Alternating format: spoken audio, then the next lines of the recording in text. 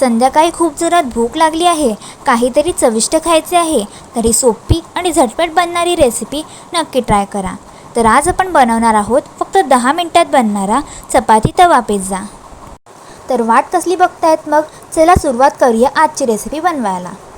सर्वात आधी मी गॅसवर कढई ठेवली आहे आणि त्यात थोडे तेल टाकले आहे. आता मी याच्यात काही भाज्या कापून टाकल्या आहेत, जसं की मोठी मिरची, कांदा आणि टोमॅटो. तुम्हाला जर कोणत्या दुसऱ्या भाज्या आवडत असतील तुम्ही त्याही टाकू शकतात. आता याच्यात आपल्याला टाकायचं आहे थोडासा मसाला, हळद आणि चवीनुसार मीठ. तुम्हाला जर याची चव वाढवण्यासाठी ह्याच्यात अजून कोणते मसाले टाकायचे असतील तर तुम्ही तेही टाकू शकता.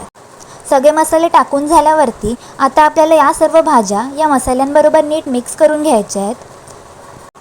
हे मी नीट 3 ते 4 मिनटं मिक्स केलं होतं आणि या भाज्या आता शिजल्यात. तर आपण आता गॅस बंद करूया आणि आपलं हे भाज्यांचं मिश्रण तयार झालं आहे. आता आपण वळूया पिझ्झा बनवण्याकडे. आता मी एक चपाती घेतली आहे आणि त्याच्यावर थोडासा टोमॅटो सॉस टाकून तो नीट पसरवून घेतला आहे आणि आपण जे भाज्यांचं मिश्रण तयार केलं होतं ना ते त्याच्यावर टाकायचे आणि त्याच्यावरती थोडेसे चीज क्यूब्स टाकायचे आहेत. हा पिझ्झा आता आपण तव्यावरती गरम करायला ठेवूया आणि त्याचं चीज मेल्ट झाल्यावरती आपण त्याला काढून घेऊया. आता साधारण 5 ते 6 मिनटं झाली आहेत आणि आपलं चीज मेल्ट झालं आहे. तुम्ही यावरती चिली फ्लेक्स आणि ऑरिगॅनो पण टाकू शकता.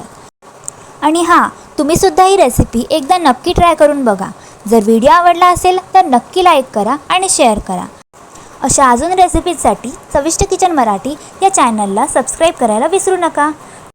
चला तर मग मी आता माझा पिझ्झा एन्जॉय करते आणि लवकरच भेटूया अशाच एका नवीन रेसिपीसोबत. तोपर्यंत बाय बाय.